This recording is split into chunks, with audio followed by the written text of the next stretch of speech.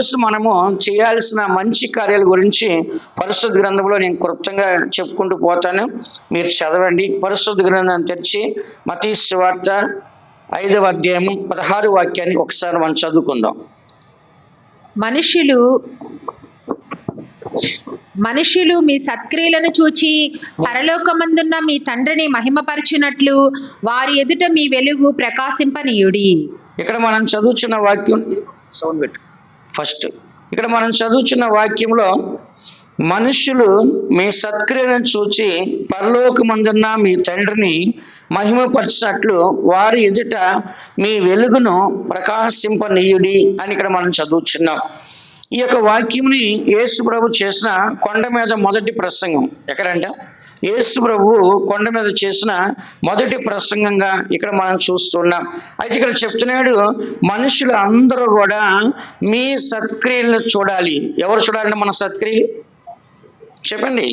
మనుషులందరూ, అంటే దేవుడు కనపడకుండా మన క్రియలను చూస్తున్నాడు, మనుషులు మనకు కనపడుతున్నారు కాబట్టి వాళ్ళు మనల్ని చూస్తున్నారు. ఇంకోళ్ళు కూడా చూస్తారు. ఎవరు? సాతాను కూడా చూస్తుంది. ఎవరు చూస్తారంట?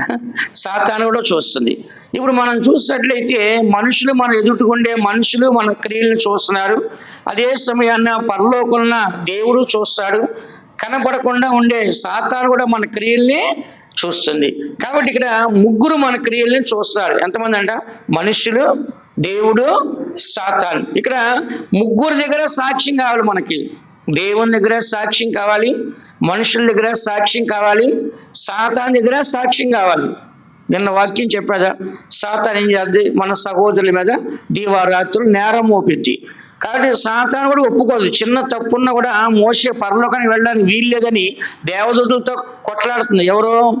సాతాను. కాబట్టి ఒక తప్పున్నా కూడా సాతాను మళ్ళీ పరలోకానికి వెళ్ళడానికి ఒప్పుకోదు. అంటే ఇక్కడ చదువుచున్నాము, మనుషులు మీ సత్క్రియలను చూచి పరలోకమందున్న మీ తండ్రిని మహిమపరిచినట్లు వారి ఎదుట మీ వెలుగు ప్రకాశింపనీడి. ఇక్కడ చదువుచున్న వాక్యము వెలుగు అని చెప్పినప్పుడు మంచి క్రియలు. ఏ క్రియలు అంట? ఏమంటారు వాటిని? సత్క్రియలు అంటారు. వాటిని ఏమంటారంట? సత్యము అంటే ఏంటి? నిజమని అర్థం. సత్యం అంటే ఏంటంటే, సత్యము అంటే నిజమని అర్థం. నిజమైందే మంచి క్రియ, అబద్ధమైంది చెడ్డ క్రియ. సాతాను అబద్ధం అన్నప్పుడు తన స్వభావాన్ని అనుసరించే మాట్లాడతాడు. సాతాను అబద్ధికుడు, అబద్ధానికి తండ్రి. కానీ దేవుడు నిజమైన వాడు, నిత్య జీవం గలవాడు. ఆయన నిజం చెప్తాడు. ఆయన మంచి కాపర కాబట్టి ఆయన మంచి కార్యాలు చేస్తాడు. అందుకని చదువుతున్న వాక్యంలో మన జీవితంలో ఎప్పుడు కూడా వెలుగు ఉంది అంటే మంచి కార్యాలు ఉన్నాయని అర్థం. చీకటి ఉంది అంటే చెడు కార్యాలు మనం చేస్తామని అర్థం. మనిషి చీకటి గలవాడికి ఉన్నాడంటే తన జీవితంలో పాపం ఉందని అర్థం. యోహాను సువార్త 3వ అధ్యాయం 19 వాక్యం చదవండి. 19-20 చదవండి. యోహాను సువార్త 3వ అధ్యాయం 19-20 వాక్యాలు దాన్ని స్పష్టంగా రాస్తుంటది అక్కడ మీకు. ఆ తీర్పు ఇదే, వెలుగు లోకములోనికి వచ్చెను కాని తమ క్రియలు చెడ్డవైనందున మనుషులు వెలుగును ప్రేమింపక చీకటినే ప్రేమించిరి. దుష్కార్యము చేయు ప్రతివాడు వెలుగును ద్వేషించును, తన క్రియలు దుష్క్రియలుగా కనబడకుండానట్లు వెలుగునద్దకు రాడు. ఇక్కడ మనం చదువుతున్న వాక్యంలో ఏమని మనం చదువుతున్నాం?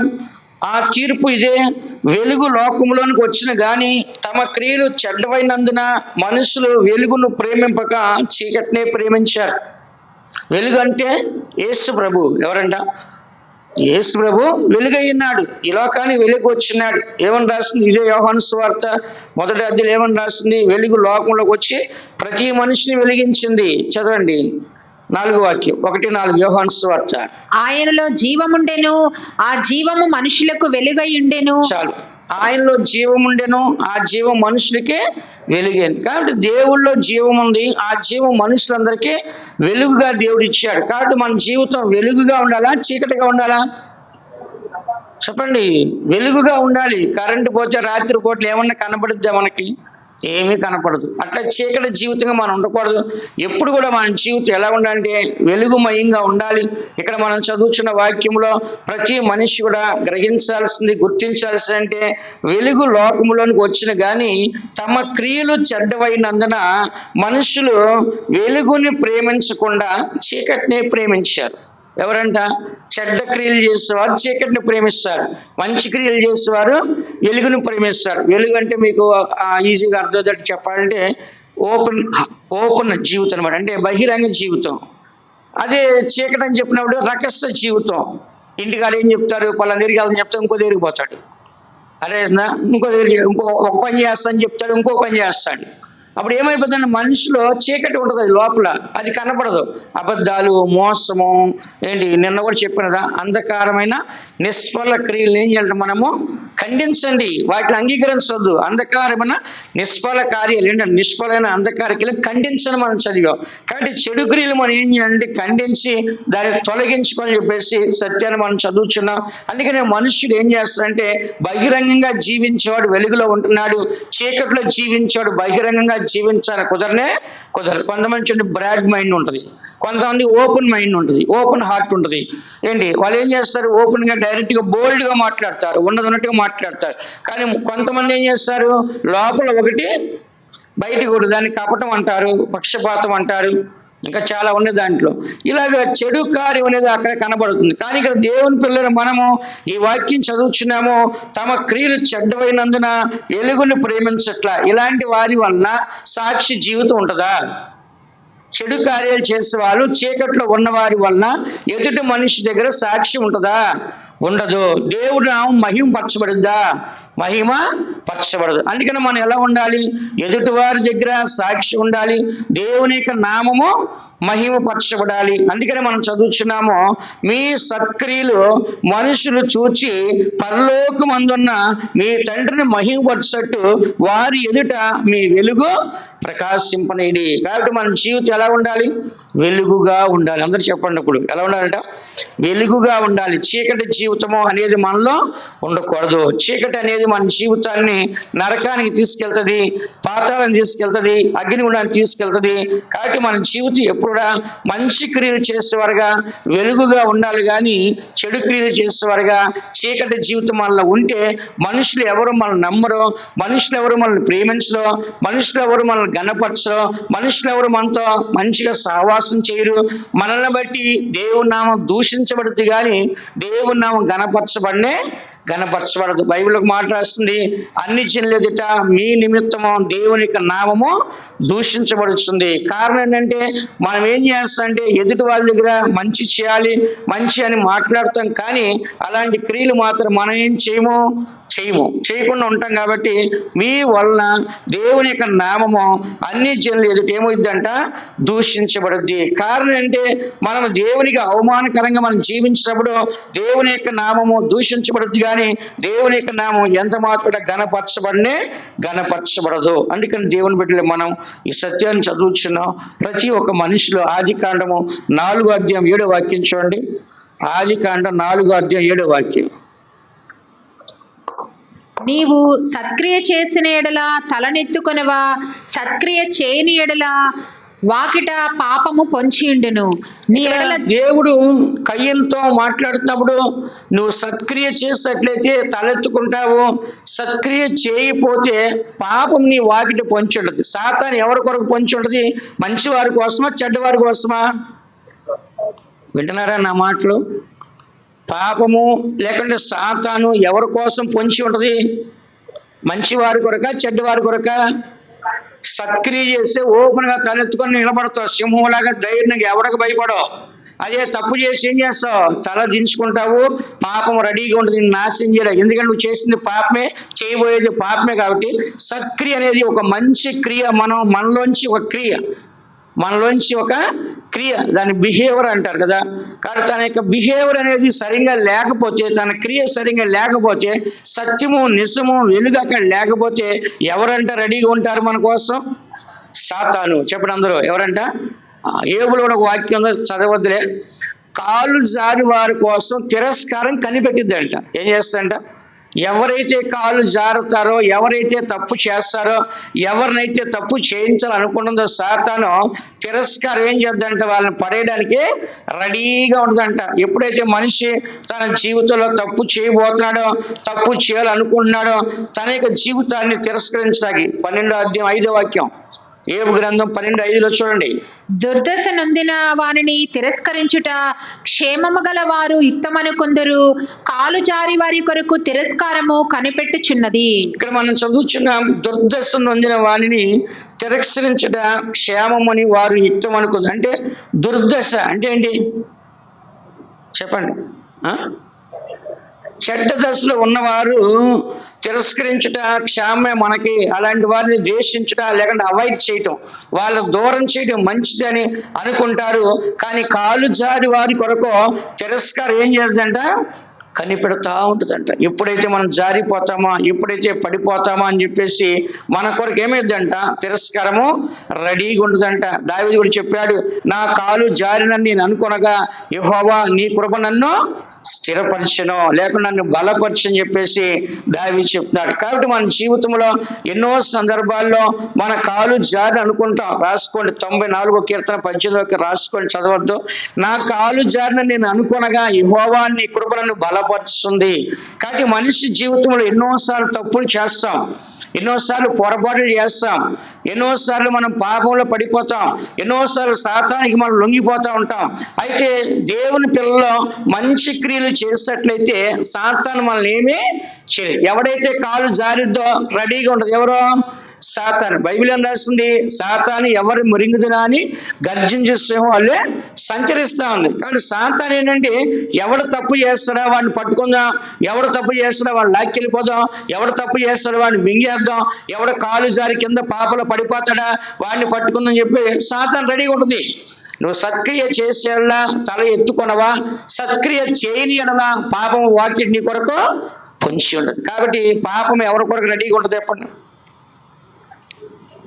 పాపం చేసే వారి కొరకే రెడీగా ఉంటుంది, సత్క్రియలు చేసే వారి కొరకు రెడీగా ఉండదు. పొద్దున్న లేచి మంచిగా ప్రార్థన చేసుకొని బైబిల్ చదువుకొని వెళ్ళేవాడి దగ్గర పాపం ఉండదు. ఎందుకని? వాడు ప్రార్థన చేశాడు, బైబిల్ చదివాడు. కాబట్టి వాడు వెనకాల ఎవరు వస్తారు? దేవదూతలు వస్తారు. సాతాను వచ్చి వాళ్ళు ముట్టుకోవడానికి అవకాశము లేదు. అదే పొద్దున్న లేచి బైబిల్ చదవకుండా ప్రార్థన చేయకుండా మేము క్రైస్తవులమే, మేము విశ్వాసులమే, మేము దేవుని బిడ్డలని చెప్పుకొని ఏమీ లేకుండా వెళ్తారు. ఏ క్రియ లేకుండా వాళ్ళ దేవుని బిడ్డలైనా, వాళ్ళ క్రైస్తవులైనా, వాళ్ళ మంచి సంఘానికి వెళ్ళిన సైతాన్ వాళ్ళని పట్టుకుంటుంది. కారణం ఏంటి? మంచి క్రియలు లేకపోవటం వలన. ఏ క్రియలు అంట చెప్పండి అందరూ? ఇప్పుడు ఏబు దగ్గరికి వెళ్ళింది టచ్ చేయాలని. ఏబు జరిగినప్పుడు ఏమంటుంది? ఆయన నీతిమంతుడు, న్యాయవంతుడు, యెహోవా భయభక్తి గలవాడు, చెడుతను అసహించిన వాడు, యథార్థవంతుడు అని సైతాన్ చెప్తుంది. నేను ఏం చేయలేకపోతున్నాను, ఒకసారి నీ కంచి తీసేట్లేదు అతను నేను ఏదైనా చేస్తాను, నువ్వు కనుక సెక్యూరిటీ ఆ యొక్క అగ్ని ప్రాకారం అక్కడ కంచి ఉంటే నేను ఏమీ చేయలేను. అప్పుడు సాతాను ఎందుకు చేయలేకపోయింది? ఏబు గారు ప్రతిరోజు ఉదయాన్నే లేచి తన కోసము తన పిల్లల కోసం బళ్ళు అర్పించాడు. ఈ రోజుల్లో మనము స్తోత్ర బళ్ళు అర్పించాలి. ఉదయాన్నే లేచి నీ బిడ్డల కొరకు, నీ కుటుంబం కొరకు నువ్వు ప్రార్థన చేయాలి, లేకుంటే సాతాను క్రియ చేస్తుంది. కాబట్టి ఏబు గారు ఏం చేస్తారు? రాసుకోండి, 1వ అధ్యాయం ఏబు 5వ వాక్యంలో ఏబు ప్రతి రోజు ఉదయాన్నే లేచి తన పిల్లలు హృదయములో పాపము చేసి దేవుణ్ణి దూషించారేమో అని చెప్పి తన పిల్లల కొరకు తన కొరకు ప్రతి రోజు కూడా ఏబు గారు ఏం చేస్తాడంట? లేచి స్తోత్ర బలులు కాదు, ఆ దినాల్లో బళ్ళు అర్పించాడు. ఈ దినాన్ని మనం తీసుకొచ్చి మేకలు అర్పించగలమా? కేజీ మటన్ కొనుక్కోడానికి వారం వస్తే మళ్ళీ ఇంకో వారం రావాలి. 1000 రూపాయలు మటన్. ఇప్పుడు చికెన్ కొనాలంటే 250 రూపాయలు 300 రూపాయలు ఉంది. కానీ ఆ రోజులు మేక పొట్టేళ్ళు, గొర్రె పొట్టేళ్ళు, దూడలు, ఆవులు, కోడులు, పావురాలు అన్ని బలి ఇచ్చారు ఆ రోజుల్లో. కానీ ఈ రోజు మనం ఇవ్వాల్సిన బలి ఏంటి?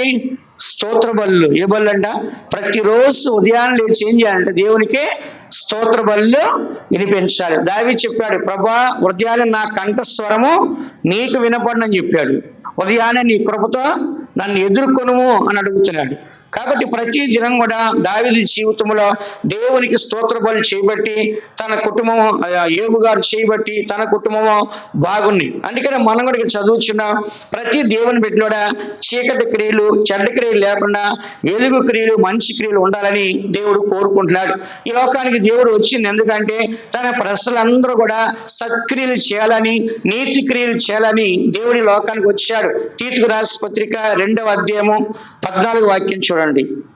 తీతుకు రాసిన పత్రిక 2వ అధ్యాయం 14వ వాక్యం. ఆయన సమస్తమైన దుర్నీతి నుండి మనలను విమోచించి సత్క్రియలందు ఆసక్తి గల ప్రజలను తన కోసరము పవిత్రపరచుకొని తన సొత్తుగా చేసుకొనుటకు తన్ను తానే మన కొరకు అర్పించుకొనెను. ఇక్కడ మనం చదువుతున్నాం, ఆయన సమస్తమైన దుర్నీతి నుండి మనల్ని విమోచించి సత్క్రియలందు ఆసక్తి గల ప్రజలను తన కోసము పవిత్రపరచుకొని తన సొత్తుగా చేసుకునే కొరకు తన్ను తాని మన కొరకు బలిగా అర్పించుకున్నాడు. ఎవరైనా? యేసు ప్రభు.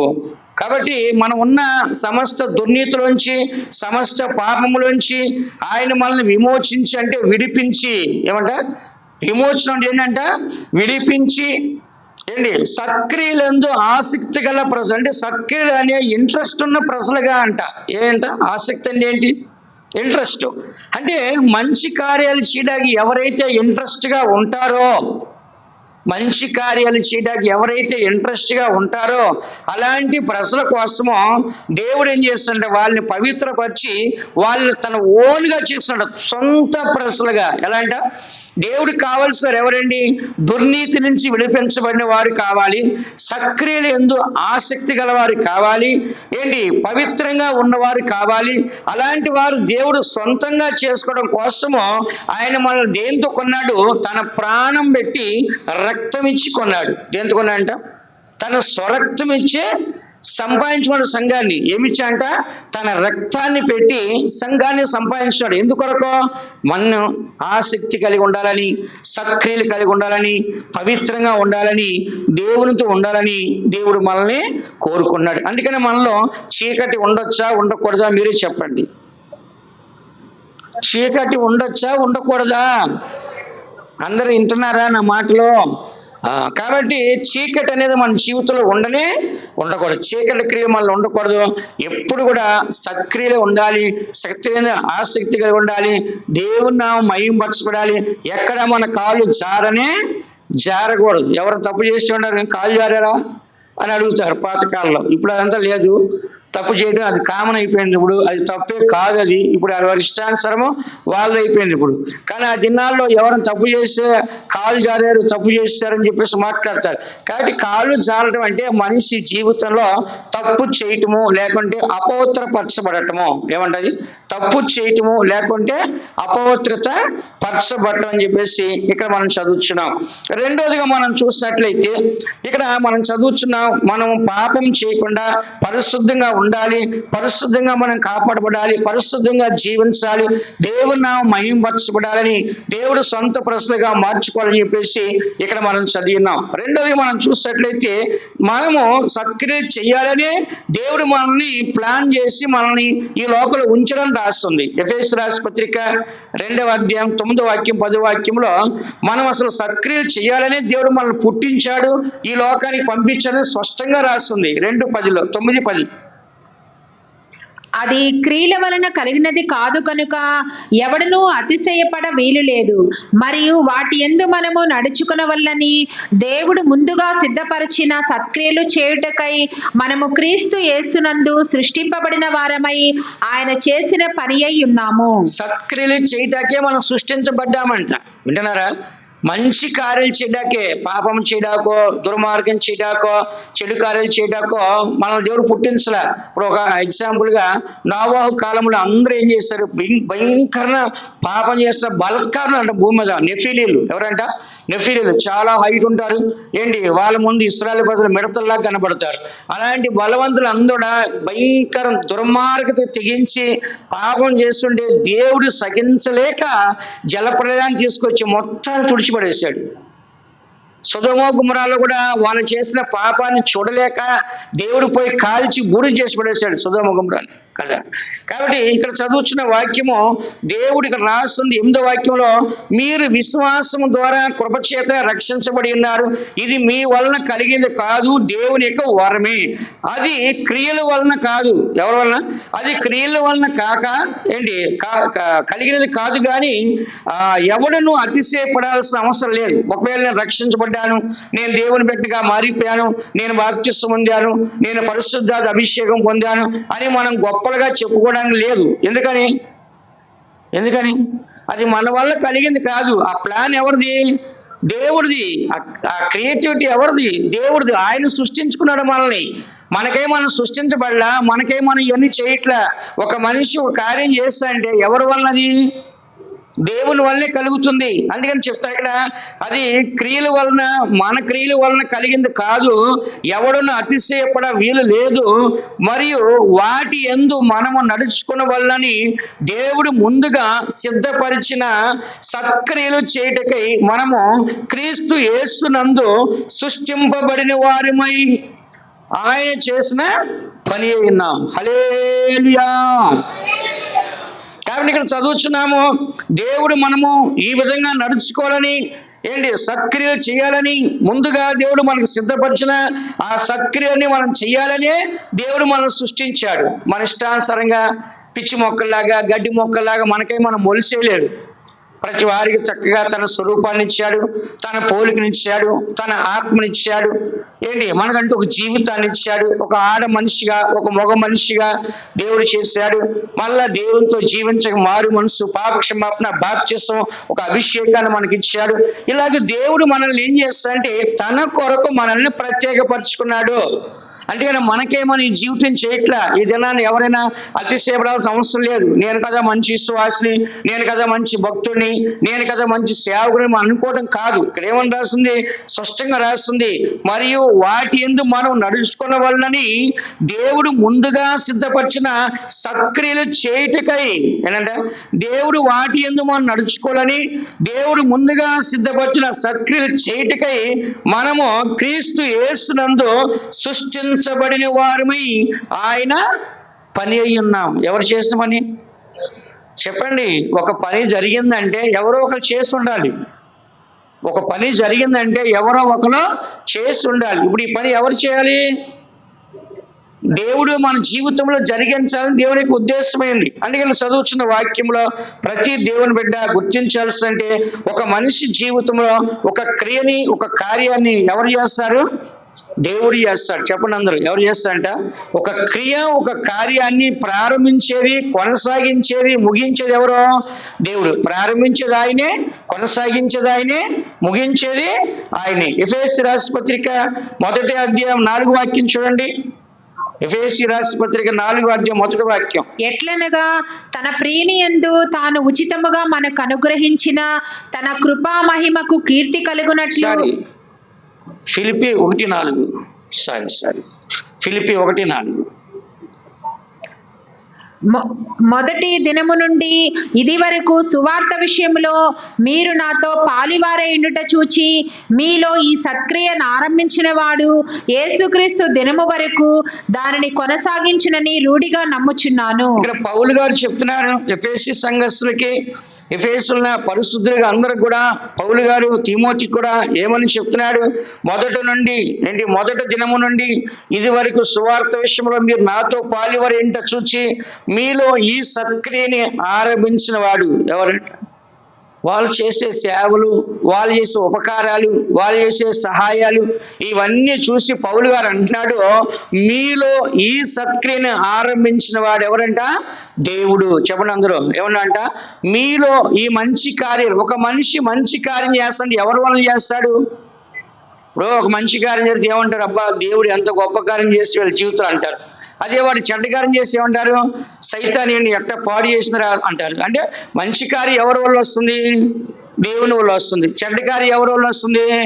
సాతాను వల్ల వస్తుంది. అందుకని ఇలా మొదటి దినము నుండి ఇది వరకు కూడా సువార్త విషయంలో పౌలు గారితో పాలివారుగా దేవుని కొరకు కష్టపడి, శ్రమపడి, ప్రయాసపడుచుండగా పౌలు అంటున్నాడు, మీలో ఈ సత్క్రియ, ఈ మంచి క్రియని ఆరంభించిన వాడు యేసు క్రీస్తు దినం అంటే ప్రభు యొక్క రాకడ వరకు కూడా దాన్ని కొనసాగిస్తానని నేను రూఢిగా నమ్ముచున్నా. మంచి క్రియ ఒక్కసారి చేసి ఆగిపోకూడదు. ఎప్పటివరకు చేయాలి మనము? దేవుని యొక్క రాకడ వరకు. చెప్పండి, ఎప్పటివరకు అంట? ప్రార్థన ఎన్నిసార్లు చేయాలి మనం? ఒకసారి చేస్తే చాలా. ప్రభు యొక్క రాకడ వరకు ప్రార్థన చేయాలి. విశ్వాసం ఒకసారి ఉంటే చాలా. ప్రభు యొక్క రాకడ వరకు విశ్వాసం ఉండాలి. ప్రేమ ఒకసారి ఉంటే చాలా. ప్రభు యొక్క రాకడ వరకు ప్రేమ ఉండాలి. సమాధానం ఒకసారి ఉంటే చాలా. ప్రభు యొక్క రాకడ వరకు మనకి ఉండాలి. అలాగే సత్క్రియలు కూడా, మంచి క్రియలు కూడా ఎప్పటి వరకు ఉండాలి? దేవుని యొక్క రాకడ వరకు మంచి కార్యాలు చేసి, ఇది ఎవరి ప్లాన్ అంట? దేవుని ప్లానే, నీ వల్ల నా వల్ల జరిగేది కాదు. నువ్వు నేను మంచోళ్ళం కాదు. ఎవరు మంచోళ్ళు? దేవుడు ఒక్కడే మంచివాడు. చెప్పండి అందరు, ఎవరంట? God is good. దేవుడు ఒక్కడే మంచివాడు. మనుషులందరూ పాపం చేసి దేవుడు అనుగ్రహించే మహిమను పొందలేకపోతున్నారు. నీతిమంతుడు లేడు, భూమి మీద ఒక్కడు కూడా లేడని రాస్తుంది. పాపం చేయని వాడు ఎవరు కూడా లేరని రాస్తుంది బైబిల్లో. అంటే ఇక్కడ చదువుతున్న వాక్యంలో దేవుడు మన జీవితంలో మంచి కార్యాలు చేస్తున్నప్పుడు మనం ఏం చేయాలి? అతిశయపడాలా లేకుంటే సంతోషించాలా? మనం సంతోషించాలి. ఈ పాపిని నన్ను దేవుడు ప్రేమించి నా ద్వారా మంచి కార్యాలు చేస్తాడు, నా ద్వారా మంచి పనులు చేస్తాడు, నా ద్వారా మంచి క్రియలు చేస్తాడు, ఇప్పుడు సంతోషించాలి. కానీ మోషే గర్వించాడు. ఏం చేశాడంట? ఓయ్, మీకోసం మేము ఈ బండలోంచి నీళ్లు రప్పించాలా? ద్రోహుల్లారా వినండి అని చెప్పి ఏం చేశాడంట? బండని కర్ర పట్టుకొని కొట్టాడు. అక్కడ మనుషుల్ని ద్రోహుల్లారా అని తిట్టాడు. నీళ్ళు ఇచ్చేది ఎవరైంది అక్కడ? దేవుడు. ఈయనేమంటున్నాడు అక్కడ? మీ కొరకు నేను బండలోంచి నీళ్ళు రప్పించాలా?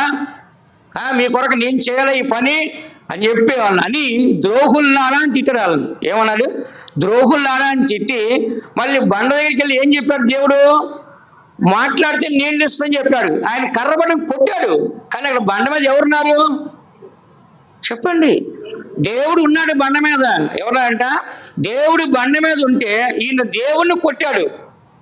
క్రీస్తుని మరలా సిలివేశాడు. అక్కడ ఒకసారి బండను కొడితే నీళ్ళు వస్తాయని చెప్పాడు ఫస్ట్ టైం. సెకండ్ టైం ఏం చెప్పాడంటే బండతో మాట్లాడమని చెప్పాడు. కానీ ఈయన ఏం చేస్తాడు? బండను కొట్టాడు. ఆ బండ ఎవరు? క్రీస్తే. కానీ దినాల్లో మనం ఏం చేస్తామంటే దేవుడు ఆశీర్వాదాలు ఇస్తే గర్వించి అతిశయపడి వాళ్ళేంటి, నా ముందు వాళ్ళెంత, నేను ఎంత ఆశీర్వాదం ఉన్నాను, నేను ఎంత భక్తి చేస్తాను, ఎంత ప్రార్థన చేస్తాను, నా వల్ల నువ్వు ఆశ్రయించబడ్డావు, నేను ప్రార్థన చేసి నువ్వు బాగున్నావు అని చెప్పి ఏం చేస్తాయి దినాల్లో దేవుణ్ణి పక్కన పెట్టేసి మేమే మంచి కార్యాలు చేస్తాం, మేమే సత్క్రియలు చేస్తాం, మా వల్ల ఇవన్నీ జరిగని చెప్పి ఏం చేస్తారు? అతిశయపడుతున్నాడు. కాబట్టి మనం ఏం చేయకూడదు? అతిశయపడకూడదు. ఇది ఎవరి వల్ల కలుగుతుంది చెప్పండి? రోమరాసు పత్రిక మీరు చూసినట్లయితే రోమరాసు పత్రిక 2వ అధ్యాయము 7వ వాక్యం చూడండి. సత్క్రియను ఓపికగా చేయుచు మహిమను ఘనతను అక్షయతను వెతుకు వారికి నిత్య జీవము నిచ్చును. సత్క్రియ ఏం చేయాలంటే ఓపికగా చేయాలి. ఒకసారి చేసి ఇసిగిపోయి, 2 సార్లు చేసి ఇసిగిపోయి పద్దాగా చేయాలా అని చెప్పేసి మనం అనుకోకుండా దేవుడు ఏమన్నాడు? సత్క్రియల్ని ఓపికగా చేయొచ్చు, మహిమను ఘనతను అక్షయతను వెతుకు వారికి నిత్య జీవాన్ని ఇస్తున్నాడు. మహిమ ఎక్కడుందండి? పరలోకంలో. ఘనత ఎక్కడుందండి? పరలోకంలో. అక్షయత ఎక్కడుందండి? పరలోకంలో. నిత్య జీవం ఎక్కడుంది? పరలోకం. అంటే ఇప్పుడు మనం భూలోకంలో స్వయముగా మనం గర్వించి అతిశయపడి అసూయపడి ఇలాగ మనం ఉండాలా? లేకుంటే పరలోకంలో వచ్చే ఘనత మహిమ నిత్య జీవం కొరకు అతిశయంతో ఎదురు చూడాలా? పరలోకం కోసం. ఎందుకంటే ఈ లోకంలో మనం అన్ని పొందుకున్నాం అనుకోండి, అవన్నీ లోకం నశించిపోతాయి. కానీ పరలోకంలో పొందుకుంటే మన నిత్య జీవానికి వెళ్ళిన తర్వాత అవన్నీ నిత్యం మనం పరలోక రాజు పొందుకొని పరలోకంలో ఒక ఘనమైన దేవుని బిడ్డగా మనము ఉండవచ్చు. అందుకని మన జీవితంలో సత్క్రియలు జరుగుతున్నప్పుడు ఇది నా వల్ల కలిగిందని గర్వించవచ్చునా? మీరు చెప్పండి. గర్వించవచ్చునా? ఒకవేళ దేవుడు నీ వల్ల ఒకరికి సహాయం చేసే అవకాశం ఇచ్చినప్పుడు సంతోషంగా చేసి దేవుని మహిమపరచాలి. నేను చేస్తాను చెప్పకూడదు. ఈ రోజున చూడండి, సోషల్ మీడియా విపరీతం అయిపోయింది. ఏ చిన్నది ఇచ్చినా వీడియో తీసుకోవటము, ఏ చిన్నది ఇచ్చినా ఫోటోలు తీసుకోవటము, ఏ చిన్నది ఇచ్చినా సోషల్ మీడియా మొత్తం హల్చల్ చేస్తుంది. అలా చేయాల్సిన అవసరం లేదు. మన ఇస్తే ఏమంటుంది బైబిల్లో? ఎఫెసీయుల రాసిన పత్రిక 6వ అధ్యాయం, ఎఫెసీయుల రాసిన పత్రిక 6వ అధ్యాయం 6వ వాక్యం నుంచి 8వ వాక్యం దాకా చదవండి. మనం ఏం చేయాలని చెప్తుంది బైబిల్ అక్కడ? మనుషులను సంతోషపెట్టువారు చేయనట్లు కంటికి కనబడటకే కాక క్రీస్తు దాసులమని ఎరిగి దేవుని చిత్తమును మనఃపూర్వకముగా జరిగించుచు మనుషులకు చేసినట్లు కాక ప్రభువునకు చేసినట్లే ఇష్టపూర్వకముగా సేవ చేయుడి. హల్లెలూయా. ఇక్కడ మనం చదువుతున్నాం, మనుషులను సంతోషపెట్టు వారు చేయనట్లు. అంటే ఈ దినాల్లో ఏం చేస్తున్నారు? ఏదైనా చిన్నది ఏం చేస్తారు? పట్టుకొని ఫోటోలు దిగటము, వీడియోలు దిగటము, ఇవన్నీ చేస్తారు. అవన్నీ ఎవరికి ఘనత? మనుషులు కనపడేటట్టుగా, కంటికి కనపడేటట్టుగా చేస్తున్నారు. విన్నారా? కంటికి కనపడేటట్టుగా చేస్తారు. కానీ బైబిల్ ఏముంటుంది? నీవు కంటికి కనపడేటట్టుగా నువ్వు చెయ్యొద్దు. ఏం చేయాలంట? మనుషులకు చేసేట్టు కాకుండా ప్రభువునకు చేసేట్లు ఇష్టపూర్వకంగా జరిగించాలంట. ఎలా అంట? ప్రభువుకు చేసేట్లు. అంటే ఇప్పుడు మనం ఏదైనా చిన్న సేవ చేస్తే ఎవరికి మహిమపరచాలి? మనం దేవుణ్ణి. బైబిల్ ఏం రాస్తుంది? పేదలకు అప్పించేవాడు యెహోవాకు అప్పించినట్లే. ఒకవేళ ఏదైనా ఒక సహాయం నువ్వు చేస్తావంటే ఎవరికి చేసేట్లు?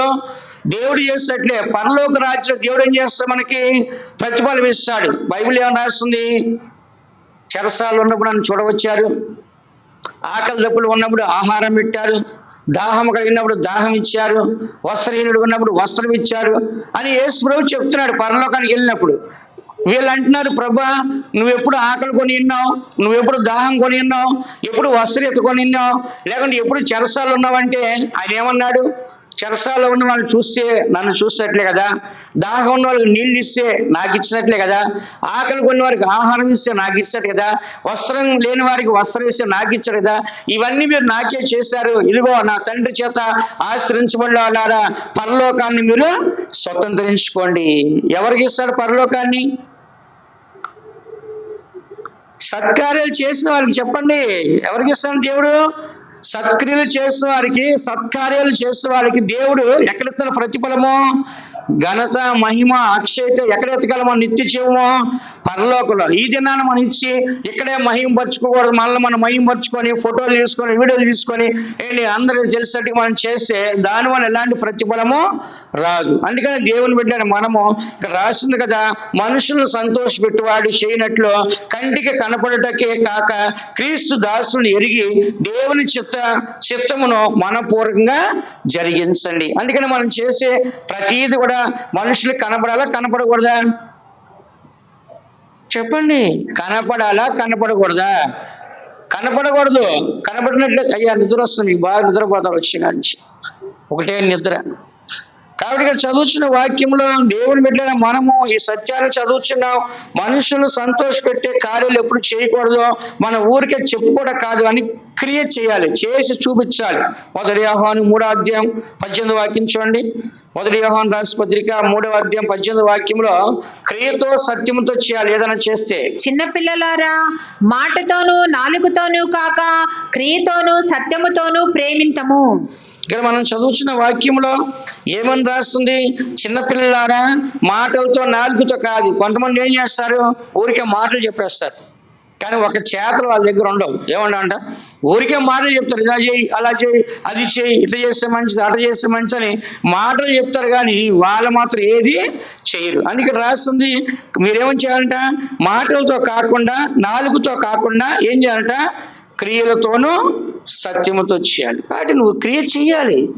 నువ్వు అలా ఉండు, నువ్వు ఇలా ఉండు అని చెప్తే కాదు, నువ్వు చేసి చూపించాలి. నువ్వు క్రియ చేసి చూపించాలి. చూపించబడ ఎదుటివాడికి ఏమైంది?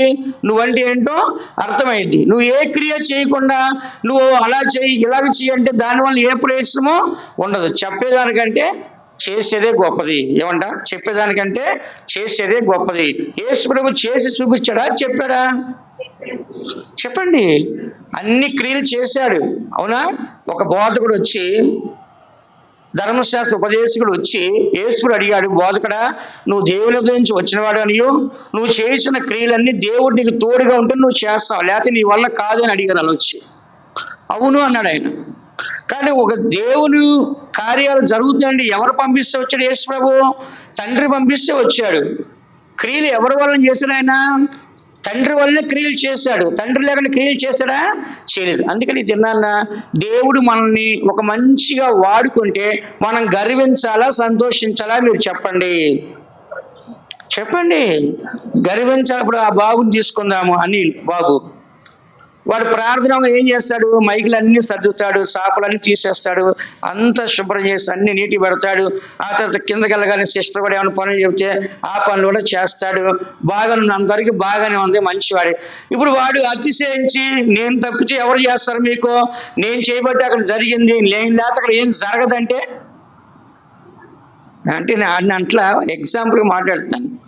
మనకు చేస్తాడు బాబు అన్ని. ఎందుకు చెప్తున్నా అంటే మనం అతిశయపడదు. సేవకులు చెప్పారు, అది దేవుని పని, మందిరము నా దేవుడు చేసేటట్లే అని సంతోషం చేయాలి. మనం ఇసుక్కొని కసుక్కొని సనుక్కొని చేస్తామనుకో, దానివల్ల ప్రతిఫలం మనకి రాదు. సంతోషంగా చేయాలి, మనపూర్వకంగా చేయాలి. ఇది దేవుని చిత్తం అనుకొని మనము చేయాలి. ఇక్కడ చదివాం కదా, సంతోషంగా మనపూర్వకంగా దేవుని చిత్తం అని మనుషులు చేసేట్లు కాకుండా ప్రభువు చేసేట్లు మనం ఏం చేయాలంట, చేయాలి. యేసు ఏం చెప్పాడు, నా పేరట గిన్నెడు చల్లీలు ఇచ్చినా కూడా వాడి ప్రతిఫలము పోగొట్టుకోడు. పరలోకం ఏం చేస్తాడు, దేవుడు ప్రతిఫలిస్తాడు. దేవుని పేరట ఏ పని చేసినా, మందిరంలోనే కావచ్చు, బయట సువార్త సేవే కావచ్చు, ఎక్కడైనా సరే ఏదైనా ఒక చిన్న పని నువ్వు చేసావంటే దానికి లెక్క కట్టి దాన్ని వడ్డీ వేసి ఎవరిస్తారు నీకు? దానికి లెక్క కట్టి వడ్డీ వేసి ఎవరిస్తారు? దేవుడు పరలోకంలో మనకి ఇస్తాడు. అందుకని మనం చేసే ప్రతి దానికి ప్రతిఫలం ఎక్కడ దొరికిద్ది మనకి? చెప్పండి, పరలోకంలో. మూడవదిగా మనం చూసినట్లయితే కనుక ఈ యొక్క ఉపకార్యాలు అనేది మన అందరూ కూడా ఒకరికొకరు చేసుకోవాలి. ఏం చేయాలంట? ఒకటేమో దేవుడు మన ఎడల పాపము చేయకుండా ఉండాలని ఆయన మనల్ని సంపాదించుకొని సత్క్రియలు ఆసక్తిలో ప్రజలు చేసుకున్నాడు. చీకట్లో ఉండకుండా, చెడు కార్యాలు ఉండాలి, వెలుగులు ఉండాలి. రెండోది, ఆ కార్యాలు చేయటాకే మనం సృష్టించాలని చదివాం. ఈ కార్యాలు సత్క్రియ చేయటాకే దేవుడు మనం సృష్టించి మన ద్వారా ఈ సత్క్రియను జరిపిస్తామని చెప్పి మనం చూస్తున్నాం. మూడోదిగా మనం చూసినట్లయితే కనుక మనము ఎదుటి వాడికి సత్క్రియలు చేయాలని దేవుని యొక్క వాక్యం చెప్తుంది. తీతుకు రాసిన పత్రిక 2వ అధ్యాయం 7వ వాక్యం చదవండి. తీతుకు రాసిన పత్రిక 2వ అధ్యాయం 7వ వాక్యం చదవండి.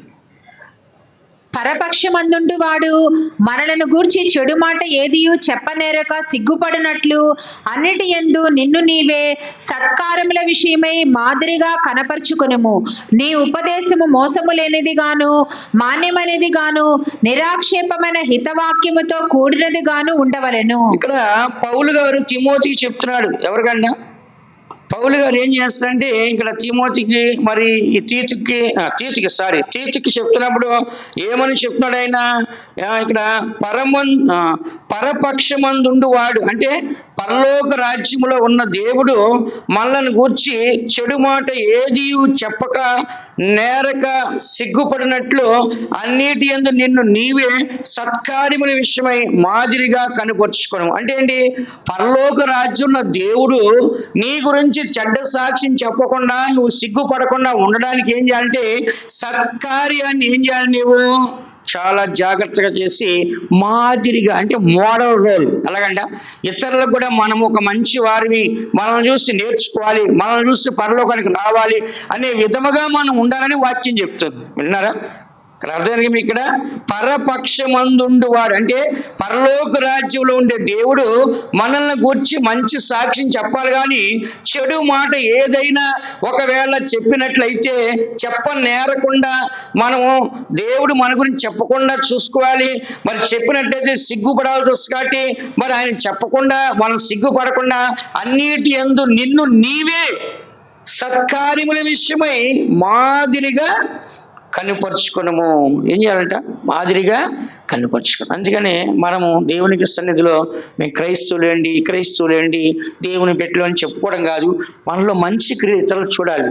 దేవుడు చూడాలి, చెప్పండి, దేవుడు చూడాలి, మనుషులు చూడాలి. ఆ సత్కార్యం చేసినప్పుడే మన నిజమైన దేవుని పెట్టలు అని సైతాన్ని కూడా మన దగ్గర రావాలంటే ఏమైంది?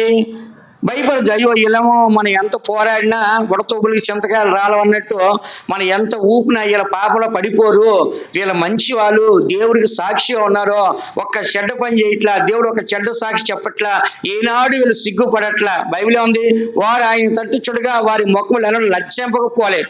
అంటే వారు దేవుని వైపు చూస్తాడు, వాళ్ళ ముఖాలు ఎప్పుడు సిగ్గుపడలేదు. కాబట్టి మనం ఎప్పుడు ఎవరి ముఖం చూడాలి? దేవుని ముఖాన్ని చూసి సాతాను కార్యాలు చేయకుండా మంచి కార్యాలు చేసి దేవుడు మన గురించి సాక్ష్యం చెప్పి ఎక్కడ కూడా దేవుడు మన గురించి చెడ్డ నేరం అనేది మోపకూడదు. దావీదు మీద దేవుడు నేరం మోపాడు. దావీదు, బత్షెబను నువ్వు తెచ్చుకొని తన భర్తను చంపేశావు అని దేవుడు నాతాను ప్రవక్త పంపించి చెప్పించాడు కదా. అప్పుడు దావీదు, అయ్యో ప్రభా నన్ను క్షమించండి, పాపం చేశాను అని చెప్పి అతను ఏం చేశాడు? క్షమాపణ అడిగి దేవుడి గారి కన్నీళ్లు కార్చి ఉపవాసం ఉండి ఏడ్చి దేవుని దగ్గర క్షమాపణ పొందుకున్నాడు. కాబట్టి దేవుడు నేరం మోపేదాకా మనం తెచ్చుకోవాలా? చెప్పండి. మనకు తెలియదా? మనం ఏం చేస్తామో తెలియదా? మనం ఏం చేస్తామో మనకు తెలిసిద్దా తెలియదా? ప్రతిదీ మనకు తెలుస్తుంది. మనం తప్పు చేస్తున్నామో, మంచి చేస్తున్నామో, మేలు చేస్తున్నామో, కిడు చేస్తామో మనకు తెలిసిద్దా తెలియదా? తప్పకుండా మనకే తెలుస్తుంది. కాబట్టి మనం ఎదుటి వారికి ఏం చేయాలంటే మనము మంచి కార్యాన్నే చేయాలి, మంచి సాక్ష్యాన్ని మనము పొందుకోవాలి. తీతుకు రాసిన పత్రిక 3వ అధ్యాయం 2వ వాక్యం చూడండి. 3వ అధ్యాయం 2వ వాక్యం. ప్రతి సత్కార్యము చేయుటకు సిద్ధపడి ఉండవలననియు మనుషులందరి ఎడల సంపూర్ణమైన సాత్వికమును కనుపర్చుచు ఎవరిని దూషింపక జగడమాడని వారును శాంతులనై ఉండవలననియు వారికి జ్ఞాపకము చేయుము. ఇక్కడ మనం చదువుతున్నాము, ఏమని చదువుతున్నాం? ప్రతి సత్కార్యము చేయుటకు సిద్ధపడి ఉండవలనని మనుషులందరి ఎడల సంపూర్ణమైన సాత్వికమును కనుపర్చుచు ఎవరిని దూషింపక జగడమాడని వారును శాంతులనై ఉండవలనని వారికి జ్ఞాపకము అంటే మన ప్రవక్తన ఏమంటారు చెప్పండి? దీన్ని ఏమంటారు? సత్ప్రవక్తన అంటారు. ఏమంటారంట? సత్ప్రవక్తన అంటే ఏంటంట? నా భాష మీకు అర్థం కావట్లేదా? మంచి ప్రవక్తలు చెప్పండి. మీకు అర్థమవుతుందో లేదని మధ్యలో నేను క్వశ్చన్ వేస్తున్నాను. కాబట్టి ఇక్కడ ఈ మంచి ప్రవక్తని ఇలా ఉండాలి. సత్కార్యం చేయడానికి నువ్వు రెడీగా ఉండాలి, సిద్ధముగా ఉండాలి. మనుషులందరి ఎడల సంపూర్ణమైన సాత్యం కలిగి ఉండాలి. మనుషులందరి ఎదుట నువ్వేం చేయాలంట? దూషించకూడదు ఎవరిని. మనుషులందరి ఎదుట ఏం చేయకూడదు? జగడం ఆడకూడదు. ఏం చేయకూడదు అంట చెప్పండి. కొంతమంది ఏం చేస్తారు? మనం రోడ్డు మీద వెళ్తున్నాము, ఎవడో వచ్చి మనల్ని గుద్దుతాడు, లేకుంటే ఎక్కడైనా షాపింగ్ చేసినప్పుడు ఎక్కడైనా ఏదైనా ఒక సమస్య వస్తుంది, గొడవ జరిగిద్దని మనకు అర్థమైనప్పుడు మనం ఏం చేయాలి? సైలెంట్ అవ్వాలా, రేజ్ చేయాలా గొడవని? చెప్పండి. సైలెంట్ అవ్వాలా, రేజ్ చేయాలా గొడవని? జగడం ఆడకూడదు, శాంతమూర్తులుగా ఉండాలి. అంటే సమాధానంగా ఉండాలి, గొడవలు పడకూడదు, ఎవరిని దూషించకూడదు. ఈ దినాన కాలు దూతారు రెడీగా గొడవకి. ఏం చేస్తారంట? కోడి దూవినట్టుగా రెడీగా ఉంటారు. నువ్వెంత, నీ ఇదంతా, నీ బతికెంత, నీ కుటుంబం ఎంత, నువ్వు నేను చూస్తున్నా రా, నీ ఎంత చూస్తా అంటారు. కానీ బైబిల్ ఏమో అట్లాంటి ఏం చేయొద్దురా నాయన, కుడి చెమ్మ మీద కొడితే ఎడం చెమ్మడు కొట్టించుకుని మర్యాదగా వచ్చేసి అన్నాడు యేసు ప్రభు. ఏమన్నాడు? కుడి చెమ్మ కొడితే ఏం చేయాలంట? ఎడం చెమ్మ కొట్టుకుని వచ్చేసేయి. అంటే గొడవ చేయొద్దు అంటున్నాడు. ఇదేనా మనం రెడీగా ఉంటాం ఎప్పుడు ఆ గొడవ, కానీ మన ఫైర్ ఏంటో చూపించాలని చెప్పేసి. అది అవమానం, దేవునికి అవమానం, మనుషుల దగ్గర అవమానం, నీకే అవమానం. అది ఎక్కడికి పోయినా నీ జీవితంలో ఒక మాదిరి ఉండదు. అప్పుడు అలాంటి కార్యాలు చేయాలని దేవుడు కోరుకోట్ల. యేసుప్రభువును కొడితే ఏం చేశాడు? మౌనంగా అప్పగించుకున్నాడు. ఎక్కడ తిరుగుబాటు చేశాడా చెప్పండి? ఆయన విడిపించుకోలేడా? అన్ని అద్భుతాలు చేస్తున్నాడు, ఆయన రక్షించుకోలేడా? లేదు. దేవుని కొరకు శ్రమ పడాలి, దేవుని కొరకు కష్టపడాలి, దేవుని కొరకు గాయాలు పొందాలి, దేవుని కొరకు మరణించాలి. ఇది దేవుని చిత్తం, నేను అందుకొరకే వచ్చాను చెప్పి యేసుప్రభువు దాన్ని నెరవేర్చాడు. కాబట్టి మనం కూడా ఎలా ఉండాలి? బయట సాక్షిగా ఉండాలా, గొడవలు వేసుకోవాలా? చెప్పండి. సాక్షులుగా మంచి కార్యాలు చేయాలా, గొడవ చేయాలా? ఇవన్నీ బైబిల్ క్లియర్గా ఉంది. ఇంటికి వెళ్ళి నేను చెప్పిన వాక్యాలన్నీ మళ్ళీ చదవండి.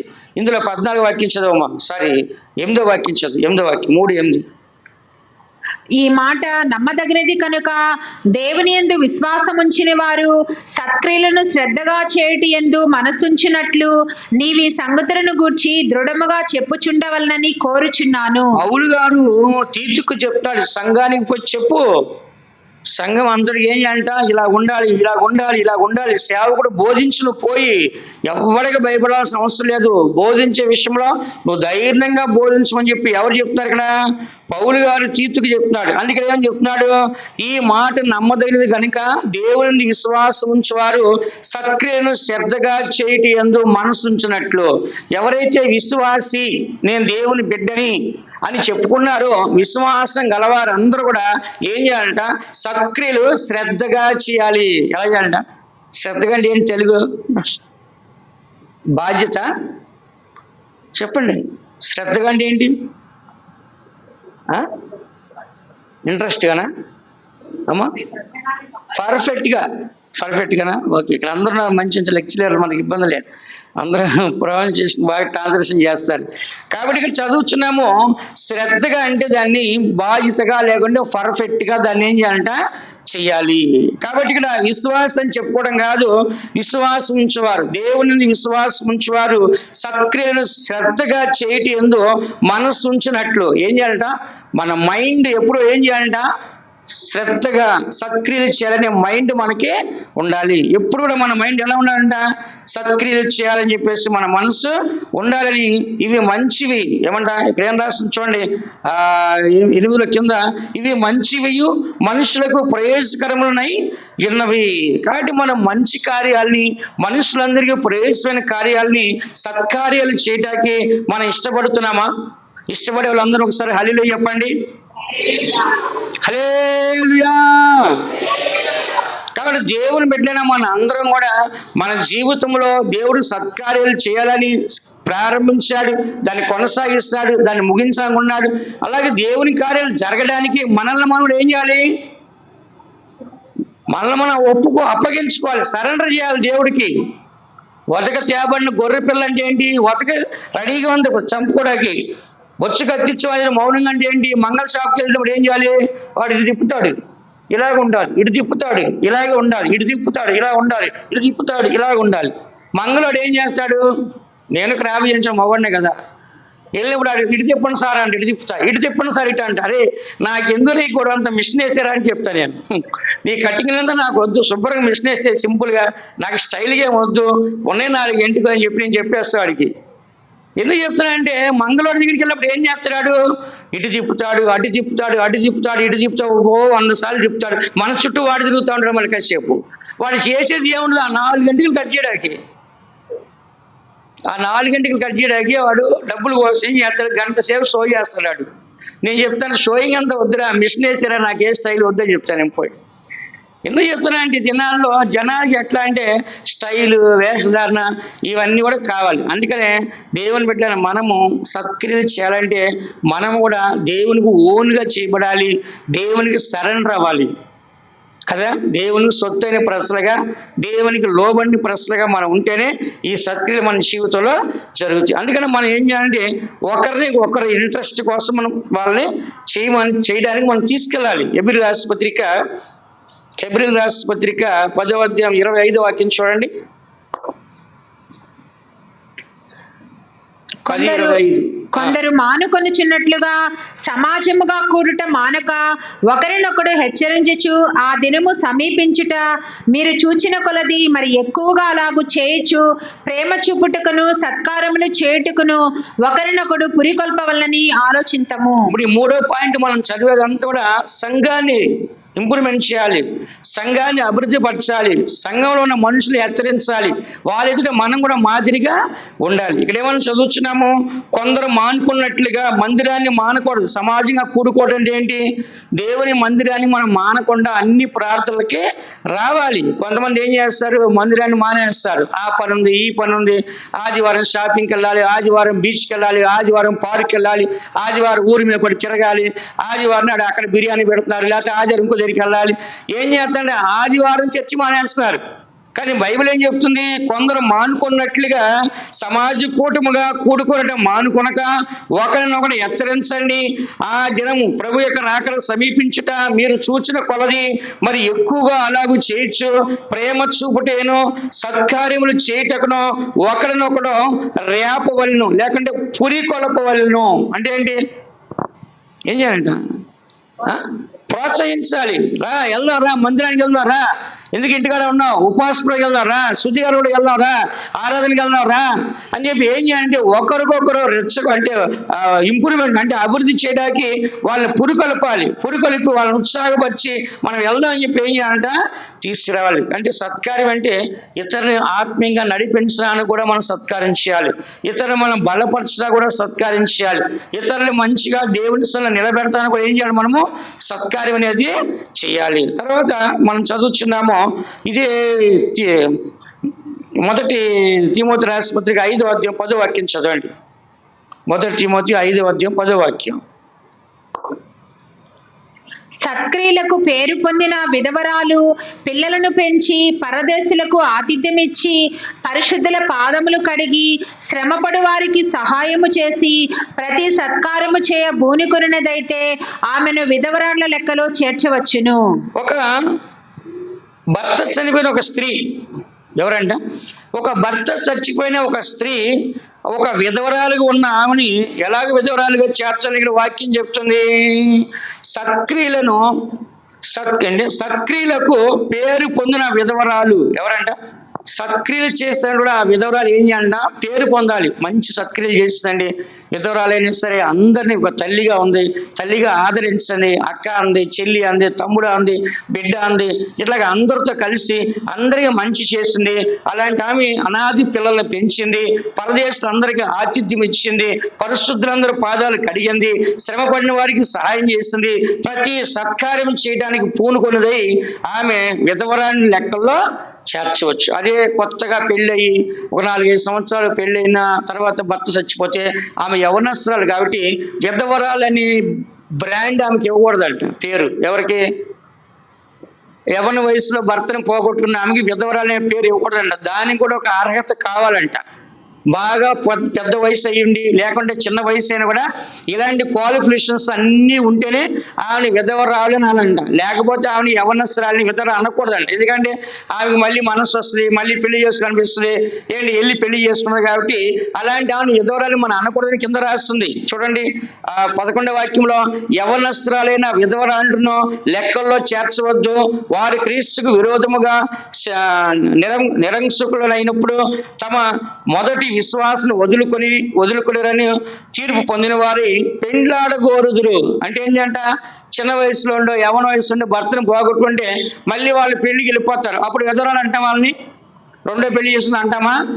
కాబట్టి విధవరాలంటే తక్కడ అర్హత ఉండాలి అని ఇక్కడ దేవుడు చెప్తున్నాడు కదా. అలాంటి అర్హత కలిగిన వ్యక్తిగా ఇక్కడ ఉన్న వాళ్ళని మాత్రం సత్కార్యాలు చేసే వాళ్ళు దేవుని యొక్క సన్నిధిలో ఒక అర్హత వాళ్ళకి ఉంటుంది. అలాగే మనం కూడా సంఘంలో అనేక రకాలుగా ఉండొచ్చు. నేను సాయంత్రము ప్రేయర్ అయిపోయిన తర్వాత, నిన్న రాత్రి ప్రేయర్ అయిపోయిన తర్వాత ఫోన్ పెట్టుకొని ఒక షార్ట్ వీడియో చూస్తాను. నేను షార్ట్ వీడియో చూస్తున్నప్పుడు దాంట్లో వచ్చింది, ఒక మీడియా వాడు అడుగుతున్నాడు, ఏంటి చాలా మందికి పెన్షన్లు తీసేస్తారంట కదా అని అడిగాడు.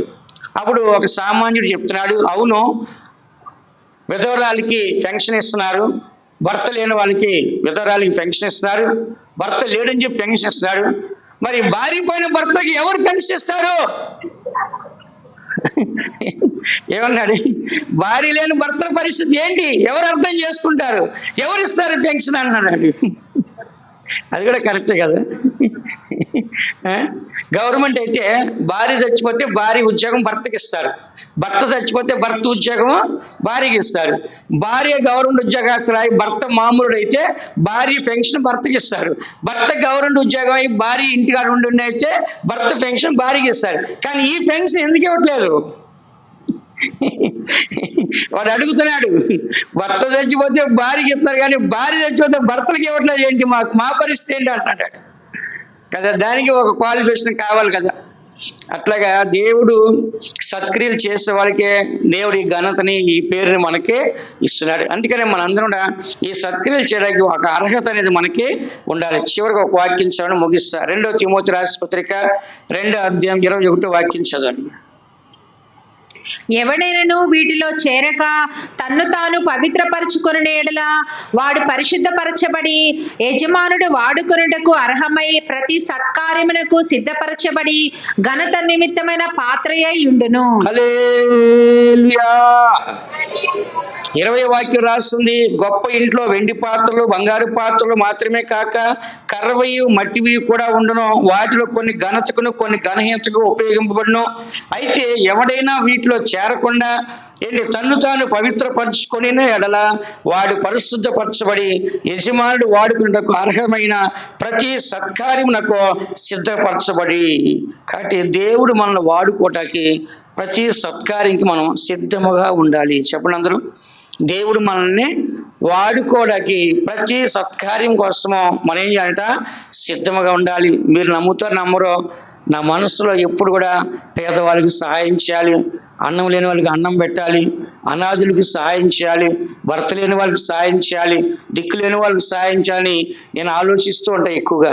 దేవుడు నన్ను బాగా ఆశ్రయిస్తే నేను అనేకులకు సహాయం చేయాలని ఎప్పుడు నా మైండ్లో అదే ఉంటుంది, ఇప్పుడు కూడా అదే ఉంటుంది. కాబట్టి మనం కూడా ఒక మంచి చేయడానికి ఉండాలి. ఇన్ని కోట్ల మందికి దేవుడు మనం పోషిస్తాడు. ఆకాశ పక్షులు చూడండి, అవి విత్తవు కొయ్యవు, అయినా నిత్యము దేవుడు వాటిని పోషిస్తాడు. అలాగే దేవుడు ఇన్ని కోట్ల మందిని మనల్ని పోషిస్తాడు. అలాగే మనం కూడా చేతనంత వరకు కూడా మేలు చేయడానికి మనం ముందుకే వెళ్ళాలి. కాబట్టి ఇక్కడ మనం చదివిన 3 అనుభవాలు. మొదటి అనుభవం చెప్పండి, ఏంటది? మీరే చెప్పాలి. ఇప్పుడు మొదటి దాంట్లో ఏమంటున్నాడు దేవుడు? సత్క్రియలు చేయాలి, పాపము చేయకూడదు, చెడ్డ క్రియలు చేయకూడదు, చీకటి ఉండకూడదు, వెలుగుగా ఉండాలి. రెండో పాయింట్లు ఏమని రాస్తుంది? దేవుడు మనం సత్క్రియ చేయడానికే సృష్టించాడు, మనల్ని కలగజేశాడు, మళ్ళీ జరగాలని నెరవేరని చెప్పాడు. మూడోది,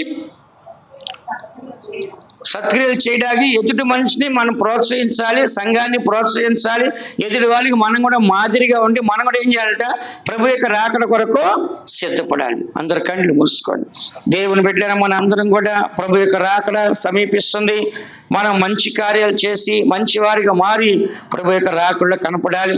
ప్రభు యొక్క రాకడ సమీపిస్తుంది.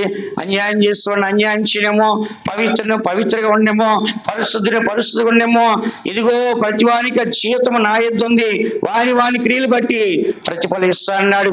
ప్రభు త్వరగా రాబోతున్నాడు. ఆయన వచ్చినప్పుడు మనం పరిశుద్ధులుగా, పవిత్రులుగా, నీతిమంతులుగా కనపడితే అలాంటి సత్కార్యాలు చేసే వారిని ప్రభు పరలోకాన్ని తీసుకెళ్తాడు. ఆయన వచ్చినప్పుడు ఆయన పరలోక రాజ్యంలో ఆయన ఎదుర్కొంటకు దేవుడు మనకు సహాయించను గాక, దేవుడు మనల్ని ఆశీర్వదించును గాక. ఆమేన్. మహిమ నిమిత్తము నా యందు